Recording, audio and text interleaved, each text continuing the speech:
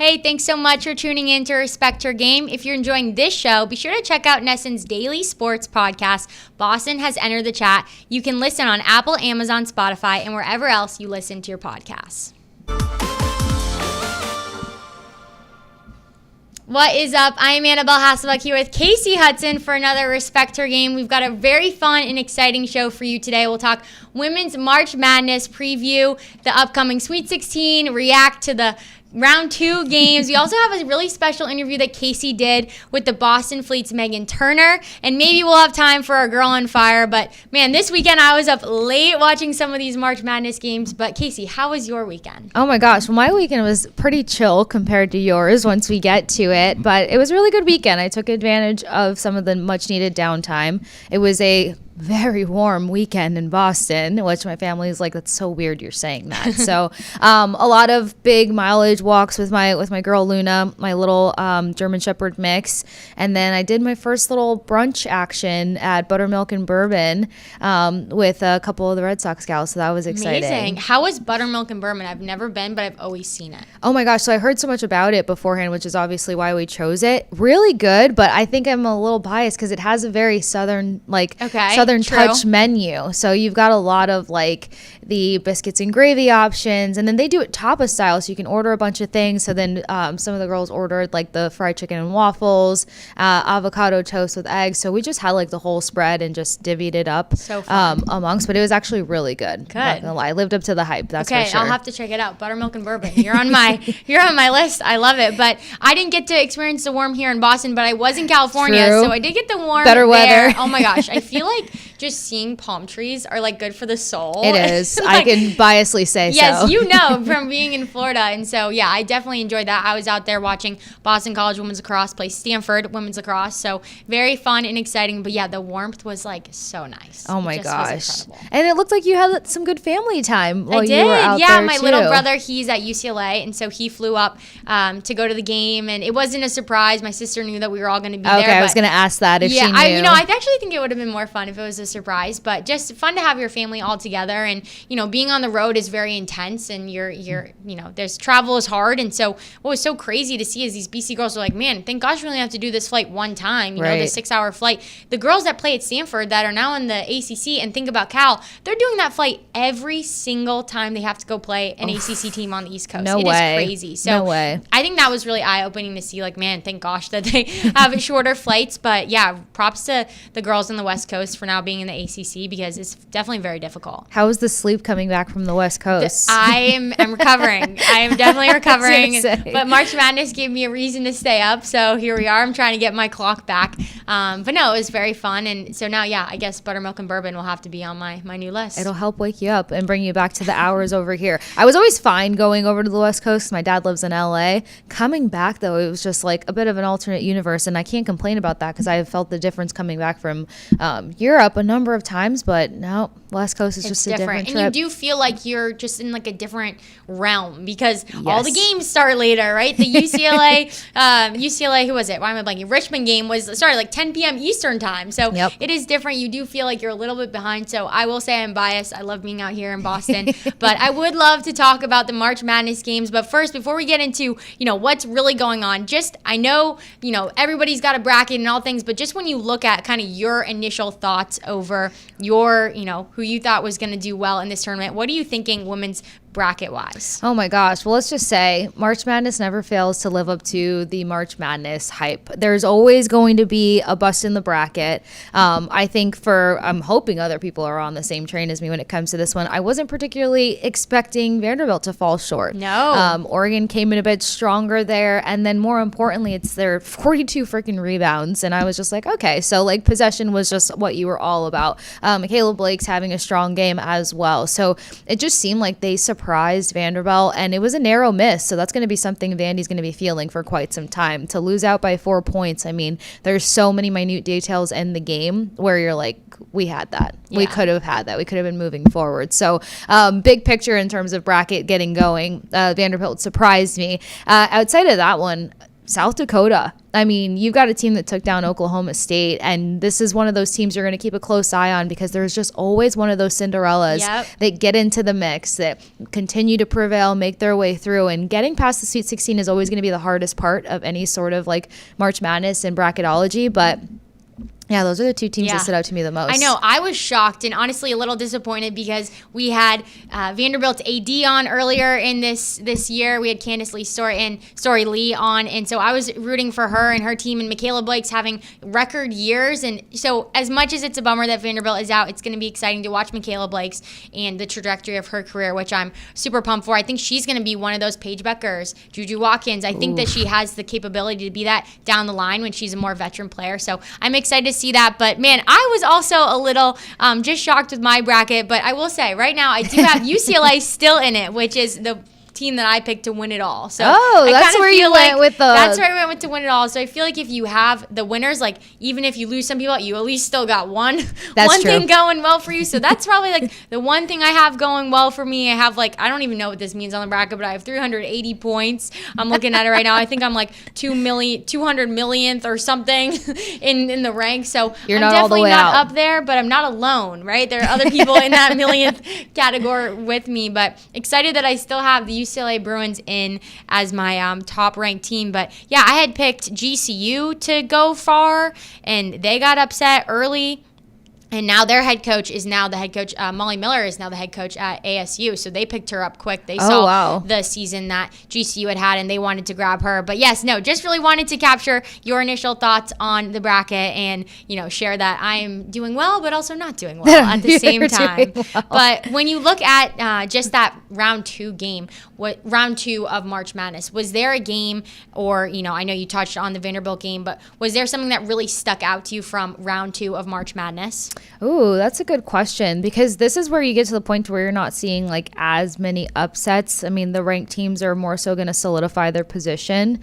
So for me, it's just more so seeing the consistency because a game that we'll get to here shortly, you look at teams like Notre Dame and like how they're going to continue to prevail forward because we've seen almost like two full different Notre Dame teams compete throughout the entire season. You've seen a very dominating Notre Dame team and then you've seen a team that's just kind of like on the sleeper side. So that round two is where you see like if you're coming into this with a 5+ ranking or top 5 ranking, better said, you have to be able to live up to the expectation and like not have this narrow escapes win wise. You got to be able to put up about 10+ points over your opponent in terms of closing out a game. Yeah, and that you're right. That was such a great way to explain Notre Dame's season. Like, are you a championship team or are you a sleeper team? Right. In the sense, and I think that's what when you get into the Sweet 16, that's what has to come out. You either will allow a Cinderella story to happen or you will show that, no, we are one of the top teams in the country. But another team that also was kind of a shock was Kansas State beating Kentucky. They won 80-79, just barely pulled out with the win. And this game was really close the entire time. There was never more than a 7-point difference, which I thought was so crazy because I went back and looked at, with each quarter what teams were getting the lead. And you'll see a lot of teams do really well in the first half. Yep. And then the, higher ranked team will come through in the third quarter. But this was close the entire game. Kansas State's Poindexter hit a 3-pointer to send the team into overtime, and then Kentucky was just not able to capitalize on a last-second shot. And I just thought this was like the epitome of March Madness because you have everything coming down to like the very last second, and it's so exciting to watch. And I think, as much as it's fun to celebrate the teams that win, it's also really hard to be on the other side of that, and we don't see it as often. But the player on Kentucky who actually missed that shot, and it was the perfect shot they wanted. She was wide open. She had the layup. It was a more on Kentucky. After the game, she said to a reporter, I'm not going to let one shot affect 5 years of college basketball. And I thought that was so awesome because, these are games and moments that these players just dream of getting to go to the March Madness tournament. And it's hard to be on the other side of that. And so I loved what Amor just said about, hey, that really was a bummer, but in the moment she was able to recognize that doesn't define my career and just to find the light in it. So I love that. Yeah, to actually have that scope and the perspective that quickly, I would say, because sometimes there's a number of things career-wise, it takes you a couple days to get there. Like, the next season you can reflect back on it and be like, okay, this is not going to define everything. Actually, you breaking down that game, the other one that I would think of too is Ole Miss and Baylor, because you talk about the neck and neck. You talk about like how close and tight these games were. Ole Miss and Baylor, I mean, they were deadlocked through the third quarter, and then Ole Miss just completely took off in the fourth quarter there. So to be able to hold off your opponent, an opponent that's so close to you ranking wise, and like have that small upset moment because you're coming in underneath them, that's legit what this is all about tournament wise. Yeah. So to see those moments that they can capitalize on versus better teams, like, then it just gives you a little bit of hope of if they can disturb the peace a little bit more throughout the rest of the tournament. I think there's a lot too to be said about what those teams are made of that are able to make a run in the fourth quarter. True. Or to come out of halftime and go up by 20 points or, score X amount of unanswered shots, right? Like, there is a difference between teams that are just competing with each other the entire game and the team that's able to make adjustments, be like, hey, we can elevate ourselves above the game plan that we saw, right? Because both teams come into the game with the game plan, but it's what team can execute out of the timeouts with their coaches, what teams can execute out of halftime and basically say, okay, this is what we thought was going to happen. Clearly it's not working. We have to make an adjustment. And so that's why Ole Miss really just shows the maturity level, the basketball IQ, that what they have practiced, from the whole season that was able to elevate them over Baylor. But I love that, and now they have a huge test in UCLA. Big so one. Good luck to Ole Miss. We are cheering you on. SEC represent. But no, I love how strong all these conferences have been, especially the SEC. But then you see Kentucky, a really good Kentucky team, go down, which is exciting for Kansas State. This is their first Sweet 16 appearance since 2002. Oof. So when you think about, like, man, those girls weren't even in college. They weren't even they might not have even been born in 2002, right? And so that's so scary to think of, right? They probably never even seen Kansas State in the NCAA tournament. Mm-hmm. So I just think it's so cool for that reason as well. Like, there's a lot of heart in March Madness. There's a lot of tears. There's also a lot of celebrations.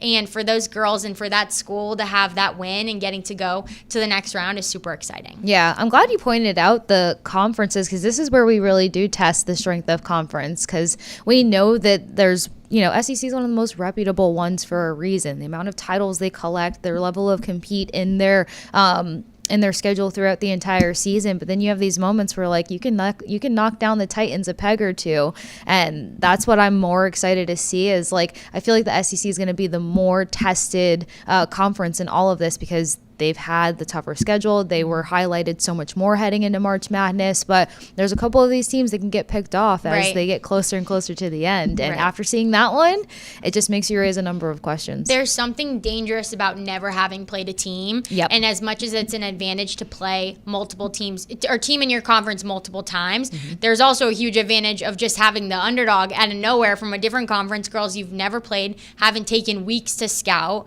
or watch their film or watch how other teams have played them. Yep. And so I think that's what's really cool about that Kansas State game. But another game that I want to touch on is Indiana versus South Carolina. South Carolina won 64-53, but this was a rematch from last year's Sweet 16. So Indiana came in with vengeance. They really put up a good show until really the second half. And kind of going back to what I said, like, this game was so close, back and forth. Indiana came out so hot, but South Carolina came out of halftime. They made their adjustments, and they just ran with it. It was absolutely incredible. They had 9 different players score, which is just, you come into the game, you have your scouting report, you think you know who on South Carolina you need to lock down, and then you have 9 of their players score. Like, it's incredible. So I think that's what separates South Carolina from these other teams. But just to shout out one of my former teammates, Sydney Parrish from Indiana. What an incredible career. She really led this team. She's from Indiana, played at Indiana to end her career. It was so special, and just a really cool storyline with her and her former teammate. They both committed to Oregon. The South Carolina guard, Tahani Pow Pow, and I love that name. Everyone's like, Pow Pow. I just absolutely love it. I think it's the best name out there. But she played with Pow Pow, and they shared a really cool embrace after the game, just to see, how a lot of these girls have played AAU together, or they've just played at different colleges together with the transfer portal being so active. But shout out to Sydney Parrish in Indiana for an incredible fight against South Carolina, and also just an incredible career. But Dawn Staley definitely was a little shaky after the game after seeing how close that was. So here's what Dawn Staley said just about getting ready for the next round of March Madness. I think it's really important to balance the rest part of it. balance the active recovery, balance the film sessions, and balance really how much the players are locked in. I mean, we read the room when it comes to them. If they're focused in, our time on the court is probably cut in half. If they're not, we'll probably have more film sessions. I think we did one drill yesterday where we just went up and down. It was at the very beginning. It's a conditioning drill that we do every day before a game. And then everything else was just half court, just making sure that we're able to execute what we need to execute. They are a fine oil machine. They run their stuff. They execute it. They got you working on both sides of the court when we're on defense. Just well-rounded and calculated and deliberate in what they want to do. So they're exhausted. I know our players are exhausted, but it takes that to beat a team like Indiana. I thought it was so cool how she talked about our practices before games, are really determined by the level of focus that the girls have, because that was something I totally experienced in college.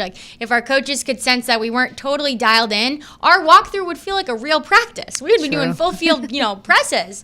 But she recognizes that too, as if the girls are really locked in, they might not even use a basketball, and it's just walking through more of the mental training. So I loved hearing that from her perspective, because out of any of these coaches, Gino might be an exception. She knows what it takes to get to that final game, and really how she needs to balance as a coach her players, and not just worry about, what she's got going on in the game plan, but also the mental side of it that pairs with the physical, what you do before a game. Yeah, I always love hearing her perspective on these post-game pressers, because I feel like you learn a lot, and it just gives you a more realistic approach, because initially when you kind of look at, okay, they got past Indiana 64-53, considering what South Carolina was projected to be this season, is this the performance that we expected out of them? No, not exactly. So it starts to raise question marks. But they find a way. But and exactly. then they pull through, and you're like, how did you just go up 20? Exactly. in 5 minutes. And that's what it is. That's the pros of this program, is their ability to the narrative is ever changing, because she just knows how to readjust. It's exactly how you painted it when you were breaking down the South Carolina game originally.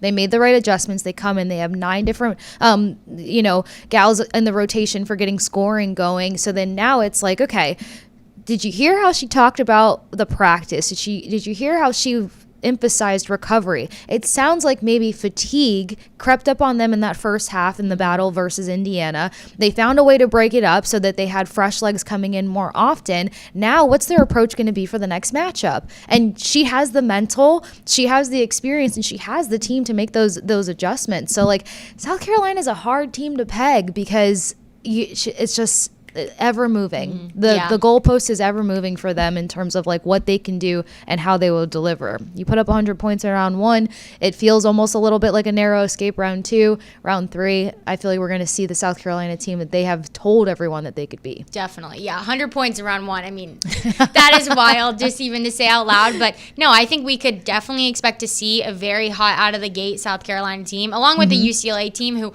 when those top seeds start to get, slower starts, that their coach is in that locker room saying before the next game, hey, we got to make the first punch. We have to be the ones to come out strong. You are so right. But another team that might not have the same experience that South Carolina has in the tournament is TCU, and Haley Van Lift's this leadership and how she is taking this team from a program that was holding tryouts last year. TCU had to help tryouts last year because they did not have enough people, and just to see the trajectory that this team has gone on to. They had a very close game, though. They won 85-70, so very close. But Mark Campbell, their head coach, he said to make it to the Sweet 16 is really hard to do. Somehow Haley seems to do it every year. She did it with Louisville, she did it with LSU, and now she's done it with TCU. So just really cool to see her impact on that, and for her coach to shout it out. And he's like, this might be normal to Haley, but it is not normal to this team and really the girls on this team. So I'm excited to see, maybe you have teams like South Carolina who have that experience and have a coach also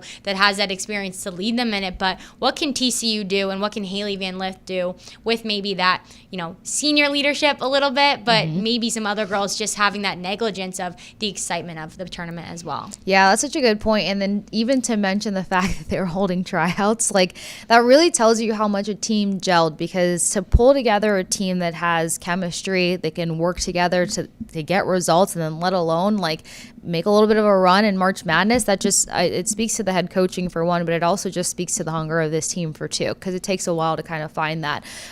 Love that they're going to have this big battle. We talked about Notre Dame and like which team are you going to get? What's the consistency here? And it just raises a couple of question marks. You want to root for TCU, but I know that if Notre Dame is a team that can make adjustments and has had this, a little bit of a roller coaster ride throughout the season and whatnot, they're probably going to be that team that does try to lean on previous experience. And like, it doesn't have to be experience in terms of their veteran players. It can be experience because of how like wayward of a season they have had. So there are certain games that they could touch on and be like, okay, it's going to always come down to that first quarter ownership, because you don't want to be waiting to pull away in a game in that third quarter, because that's where a lot of teams will make you pay for it. And I think that's where TCU can make you pay for it. The thing that's going to be interesting about Notre Dame, they come into this in the right mind frame. They're one of those teams that they can hold you off if they get a good promising positioning at first. If they get about 10 points ahead of you, they can keep their opponent at bay and make that game their own. So and that's a skill, right? To hold that lead and to create that gap. And some teams, they aren't allowed to. They get too high, like, oh yeah, we're up, now we get comfortable, right? So that is definitely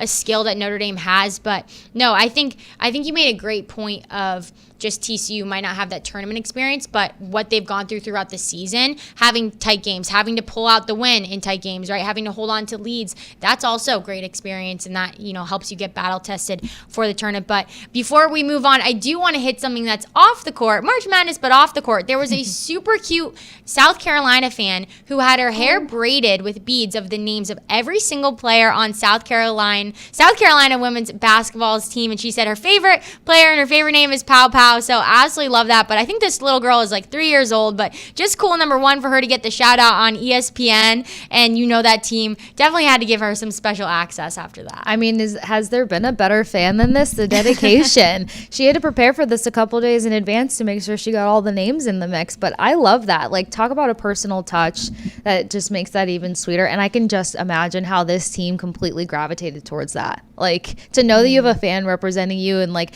not just signage, but like you're in her hairdo. It's so good. You're part of her style. It's so creative. Great job. Absolutely love it. And somebody else has got to up the game for the Sweet 16. I know. How do you up next. that? I absolutely love it. Well, you can stream the entire sock season with a Nessun 360 annual plan, available at an all-new reduced price of just $20 a month, paid annually. And for a limited time, get 4 free tickets to Fenway with your purchase. Visit Nessun360.com to sign up today.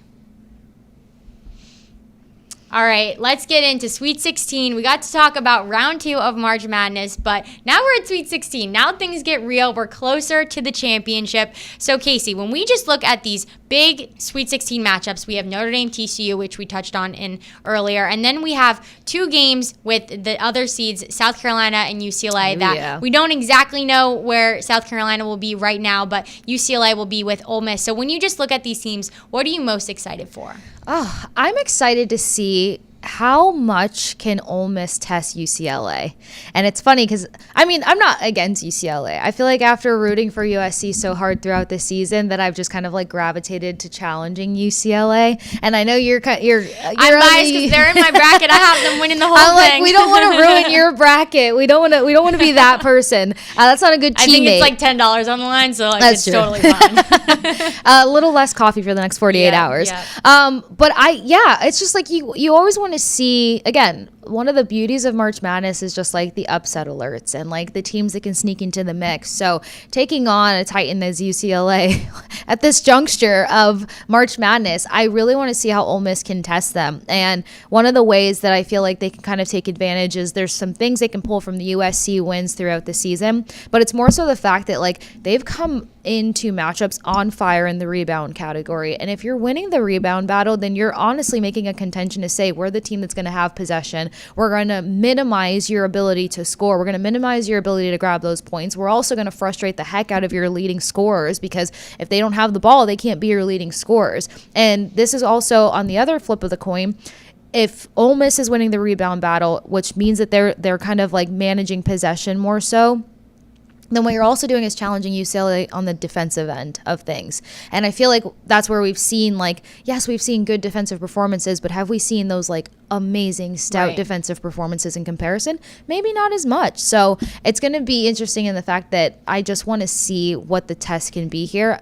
Do I think UCLA still pulls away with it? Yeah. I don't want to piss off your bracket quite yet. No, that's okay. You can come at it, but no, I like how you're focusing in on the rebounds, because that's a controllable, right? Like, that's a hustle play, and for some extent, like, you can't shot, like, yes, like sometimes you're on, sometimes you're off, and that's a controllable in the sense of like, are you prepared, are you mentally locked in? But at the same time, the rebounds, like, that gives you a second chance. Yes. Think about too, like, the power that UCLA has with Lauren Betts. Like, she's doing her job in getting those rebounds, but it's also up to the other girls around her to box out their girls, so that's not Lauren versus 5 other people, right? In this game against Richmond, Lauren Betts had like 3 Richmond girls on her at all times. That was their game plan, to swarm her and disrupt her. She still literally was almost perfect for shooting in the first half, which is incredible. That's why she's one of the best players in the country. But rebounds are going to be huge, especially when you get into really close games and you need possession, and you just want to be able to control the clock as well, right? And so I think you're right. I think that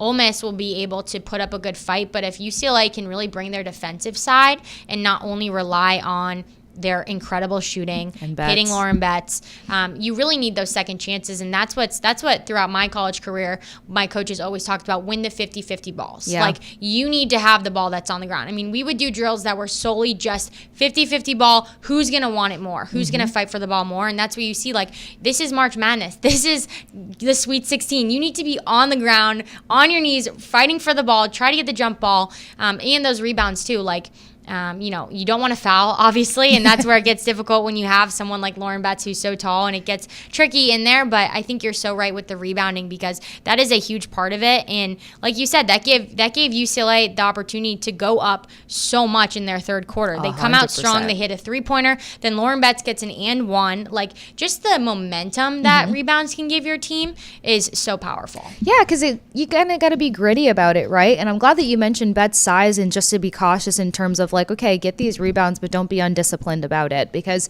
what you can do against opponents, especially someone like Lauren Betts who has the frame that she has, is like, you can force mistakes. You can force her to be the one, or almost draw those penalties. You know what I mean? You can draw those fouls in favor of what you need at the moment. But that's what I think will be fun for Ole Miss. I think they can kind of jeopardize UCLA's plan and see what'll take place, because one of the USC wins versus UCLA, Lauren Betts still had a fantastic game, but it was the margin and the drop off between her and the next player to step up. And then that's where you can kind of create some errors in UCLA's game. So, like I said, Ole Miss kind of has enough of the foundation to replicate some of the things that USC did so well against UCLA to collect those wins. But, this is what makes it fun. Yeah, and I think another advantage, too, when you just look at how each game played out, right? Like, UCLA had a really tough game, and those starters were going back and forth with Richmond until the third quarter. True. And then they could kind of ease off, and some of them got taken out in the fourth quarter, whereas Ole Miss had a very tight game with Baylor. Right and up till the end, they won 69-63. Those starters were in the entire game. Right. Those girls were playing so hard, right? And so now you have that smaller window, even though you have days before the Sweet 16, and you'll probably get to go home and regroup and all the things, but it does wear and tear on your body. And so having those bigger gaps in the end of your game, as much as it's like, yes, we just gave more space, we weren't as nervous that it wasn't going to be a tight game, it just helps you recover faster, because you're not putting that stress, that mental stress, but also that physical stress on your best players. Yeah, that's actually a good point out. I didn't think about the management and time management on the court. That's definitely an advantage that UCLA will have. And we'll see if that fatigue plays into Ole Miss's game when things get rolling. No, I love it. And I'm blanking on what game it was, but I saw one of the coaches, and I cannot remember what it was, but there was like 2 seconds left in the game. game. I've watched like every March Madness game, so that's why. But one of the coaches realized, okay, we have literally 2 seconds left in the game, and we know that we're going to win. And she sprinted to the end of the bench, grabbed one of her players, threw her in the game just so she could like be that last person to hold the ball. But I just love that because it just like showed the coach's awareness, like, hey, I want to get my girl in to experience like March Madness for like those last 2 seconds. And I'm blanking on what the team was, but I feel like that's kind of been the general consensus. I've seen a lot of that, which has been cool, is like quickly getting in some of these players, you know, and then you'll get your stories of people who walked on, was the manager, all the things. I know there was someone in the men's tournament that was doing that, but I think that's also an exciting part of when you do get to get up and you do get to have that space in the tournament, because yes, it allows for your best players to take a break and get a breather, but then you see the kids who might not have never gotten into a March Madness tournament, let alone a conference tournament or a regular season game, you know, and then they get to have that moment on such a big stage. It's really cool. It's almost like thinking ahead in a sense, because, you know, if you give somebody at least 5 seconds in like that vacuum sealed energy and adrenaline, come the next opportunity that has that level of energy to it, the magnitude of what that means, the nerves are probably already kind of like off the back, because you can at least pinpoint 5 seconds where you felt that, because you're just sitting there a little bit. Yeah, you're just sitting there like building up to it. Then your coach gives you the nod, and then you're like, oh, because in that moment when you're trusted to step onto a court or trusted to step in any kind of game situation, that's when you already put your mind at ease. So like come the next moment, like that's probably a good tactic, and that's why coaches get the jobs that they do, because they're always thinking ahead, even though they have to be so present in the moment. Yeah, they got a lot on their mind. So there's got to be some help behind the scenes, because I could not do it. How they do it, especially in such a heated game like that. But before we wrap up Sweet 16 talk, I do want to get your perspective on one question that I have, because TCU is seed 2 coming into this. Notre Dame is seed 3. Okay. But would you consider this to technically be an upset if Notre Dame beat TCU, or do you think, kind of my perspective is that Notre Dame is qualified to be a good enough team that it might not feel like an upset? I'm right there with you. Honestly, when I was looking at the rankings of it, I was just kind of like, ooh, going into this, I would have kind of leaned more towards TCU being the underdog in this matchup. And it's just kind of like what we've explained in terms of what both of these teams will bring to the table, or court for better words. It's the fact that Notre Dame will have a little bit more to pull off of. TCU's a little bit less familiarized with one another, but it makes for a great story. So I'm going to lean towards them being the underdog, because the expectation on Notre Dame, again, which team shows up. If the team that we know can be dominating shows up, then this is a team that you head into this matchup and you say, okay, Notre Dame, continue to prove everybody why you deserve to be here. Mm-hmm. And they did that in their game against Michigan, a really good Michigan team who had the breakout Canadian guard Silas Swords on their team, and my friend from BC, Anna Van Timmerman, Allie Van Timmerman, who just absolutely balled out. But also just like their game against Michigan was 76-55. And so I think for Notre Dame, they see this as like, oh yeah, we're coming in to just dominate, right? Like not just get by in this tournament, but they're coming in to dominate. And I think that's going to put up a real fight with TCU. But just TCU being, I'm like looking at the numbers and like, wait, this doesn't feel right. Yeah. Even though like it totally makes sense with how they did the bracket. But I just thought that was interesting. So wanted to get your perspective on that. No, I love that you asked that question, because it did throw me for a loop for a minute, and then it's just like, you really want to root for TCU, but then I remember, oh my gosh, it feels like months ago now, when you and I were talking about Notre Dame, and we were like, oh, well, maybe they're going to live off of and like thrive off of their football program and like what they were doing. So like, two still really good stories, but TCU just has, they have the underdog vibes. They do. Yeah, I'm excited. Well, if you're enjoying the show, you can catch new episodes of Respect Your Game every Tuesday. You can watch on YouTube or Twitch and listen on Apple, Amazon, Spotify, or wherever else you listen to your podcasts. Okay, well, Kasey, I'm so excited about this because you had the chance to talk to Boston Fleet assistant GM Megan Turner, so I'd love to take a look at your interview with Megan. So speaking of relearning and retooling, the most important thing, especially with how well the PWHL has taken off, is putting together the perfect roster. What's kind of the hardest part about learning and figuring out like what works? Yeah, I mean, you have all the best players in the world, right? So all these players are used to being the biggest goal scorers on the ice, on their teams.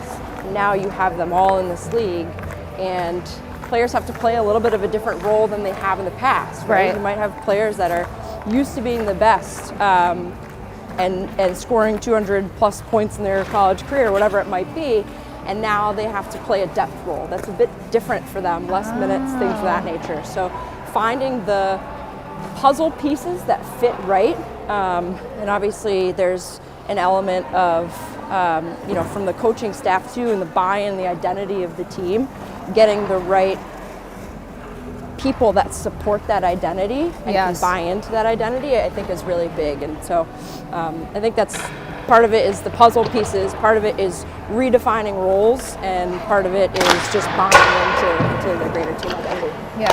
Have you seen, it sounds like a culture establishment too. Yeah. Have you seen a culture jump from like year 1 to year 2, or just more of it like polishing off from what you guys started? Yeah, I think yes and yes. So culture jump and a bit of refinement. I think as the team is figuring themselves out, we're figuring our organization out from a culture perspective too. From an operations standpoint, things are just getting smoother as the days go and the years go. So I think obviously continuous growth mentality for myself, Danielle, and I think everyone around here is like, if you're doing something the same and you're not getting better, you're probably not doing something right. Right. And making those quick adjustments. Well, something else that sticks out with Boston Fleet culture, the sold out crowds. Oh yeah. The excitement. I got to see the Montreal v. Boston game at Agganis. You guys had that one right? Yep. And I was mind blown. I brought my mom into town for that one. Oh really? She did not want to leave the game. She was sitting up in the stands by herself because I was working with Nesson, and I kept checking on her, and she's like, "Leave me alone. I'm fine." Sometimes I have a hard time leaving the game. I'm like, oh. How am I going to go to sleep after Right, this? she was on such a high, and she was like, I made friends in the crowd, and they were teaching me hockey outside of what I tried to teach her. But talk to me a little bit about like how refreshing that is, the support that the Fleet have, the fan base, because it's been severely underestimated in my opinion. Yeah, it's a great question because like my background as well, a hallmark of women's hockey, I think, unfortunately for a long time, is you have these big games and you come out to empty seats, and it's deflating. Yeah. Right. Like especially after all the work that you guys have put into it. Exactly. So like obviously, unfortunately, you get used to it, but you don't have to. Right. You see these sold out crowds. There is attention to it. People want to see it. It's just getting it to the right stage and the right platform. Yeah. So yeah, it's been amazing to see how quickly we've gotten a lot of fan engagement. Obviously, a lot of work from the league's perspective, and a lot of work that went in 10 years ago, 15 years ago, 20 years ago. But obviously, like Jana Hefford at the top, and everyone that surrounds her and surrounds this organization has worked a really long time to get here. Even though, if we say the league started in 3 to 6 months, it was really a long time coming. So it's very cool to see finally that we have full crowds, full stands. I think. It's not surprising. Yeah, and the dedication is for real because it took a minute for the Fleet to find their footing, to find their identity, start gelling. And when the gelling happened, in my mind it happened after they finally beat Minnesota. Yes. They took care of like beating Minnesota. Seriously. That's the first question I try to ask everybody. Minnesota hockey versus Massachusetts hockey. And they're like, don't even touch it. But finally, they topped Minnesota. And then it just felt like their game came together after that. And now, I mean, they jumped to the number 2 slot. They had a big win versus Montreal, the top dog, one would say. Gave me a little bit of some heart palpitations. One of our content producers, Marissa, was like, I was standing up in my own house screaming at the television. I was like, I could feel that, that's for sure. But their placement now, it's a unique playoff system for the PWHL. That top seed gets to pick who they go against. But what are the vibes right now for the Fleet now that they've made that jump and they're contending as one of the best in the PWHL?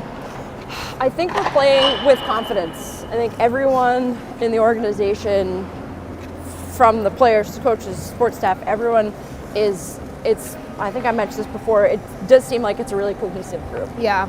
And talking about the buy-in and everything, the coaches kind of set the priorities and those habits, and until those are really formalized and people are buying into that identity and those habits and how we want to play, that's when you're going to start seeing that cohesion and that gel. So I think we're there, and people are really starting to get confident in their roles, settling into their roles. Our depth is scoring. Obviously, our top players are doing fantastic, playing really well for us. So you have all the puzzle pieces that are working in concert with each other and doing what they're supposed to do. And I think that's creating a lot of confidence within the group. Yeah, I think the fun part too is not peaking at the right time, but kind of like having that top performance at the right time. No one was really expecting it. And you've got such leaders on this roster. I mean, I know Hillary Knight's always the first topic of conversation, but who else kind of sticks out to you as you guys gear up for postseason? I think of a younger player, but Alina Mueller. Love her. She started to really click. I think took a little bit of a slower start, but then really clicked, and you can see from that point on we're playing a different game too. So when she's going, whole team rallies around her. Obviously, we have Jill Saulnier came in, brings a lot of years of experience in the game, and just a hard-fought game. Right. She's physical, and she makes a big difference on the forecheck and doing those little things that help allow other things to happen on the ice. The puck to get in front of the net for someone else to bury it. So her, and then obviously we have Susanna Tapani is a great player for us. Just unbelievably skilled player, can make everyone around her better, and it's really cool to watch. Yeah, those have been some of my favorite. I feel like Mueller, her game took off after her alumni won the Bean Pot. Yes. I always try to make things synergistic. Yeah, wow, that's it felt synergistic good connection for me in terms of the vibes, but definitely great leadership that helps propel at the right time. Yeah. What's going to be probably the biggest, I don't want to say obstacle, because as you said, everyone's gelling and you got to take it game by game, but maybe that next step that this team needs to take as they get ready for the postseason? Yeah, I think you talked a little bit about refinement. I think that's what it is. It's just continuing to play the game that we've been playing, continuing to elevate and get ready for playoffs. Keep your body healthy. It's a physical game. It's only going to get more physical as we enter the playoffs. So, or get up to the start of the playoff run. So I think it's just about keeping ourselves healthy, staying focused as we enter May. And then, am I jumping the gun here? But the Boston Fleets seem to be the most physical team in the league, in my opinion. Or they're not scared. No. That's for sure. In true Boston fashion. This is where you see the real Massachusetts culture embedded. Yes. But the physicality and everything else, it seems like everything's coming together at the right time. Yeah. We are going to try to figure out if our game can come together. Yep. If you dusting off the skates can help me feel out All right. what it's going to be like to get my PWHL on. We can do that. So. All right, let's do it. Let's go. Kasey, amazing interview with Megan, but I have to shout out the cameraman for skating backward that entire time. What was his name? Liam. Well, shout out Liam. That was impressive. But Kasey, when did you learn how to skate? Oh my gosh. So as all of you know, I have the military brat background, and we ended up in a small town called Apopka once, and everybody there, you either played football because they're a tremendous state football championship team. Clearly I don't play football.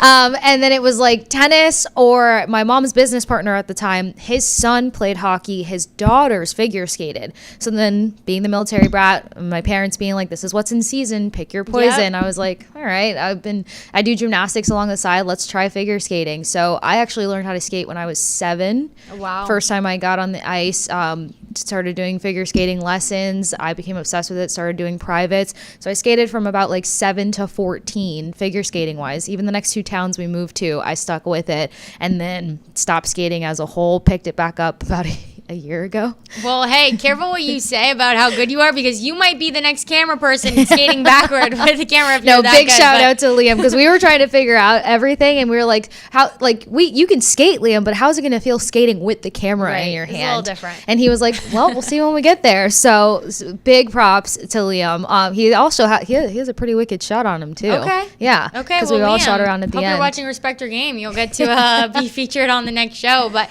I did love what Megan had to say say about just how they built their team and they built the Boston Fleet. And I thought what was super interesting was how she talked about the players having to learn like new roles in a sense. And it really reminded me of when you have superstars in high school sports and now they come onto a college team, they kind of have to relearn, okay, maybe I was the go-to girl, the quarterback of that team for my club team or my high school team, but now for college, I might have to be a role player at this point. And so I really thought that was interesting because I never thought about that in the pro hockey sense. I never thought about that when you graduate college and you go pro. There's also that same, you have all the best players on the same team. Oh, big time. And then, you know, it might seem biased in a sense, but I think hockey has its own hurdles to get through when it comes to redefining your role after being a superstar, you know, in college or in your previous league and team. Because here's the thing.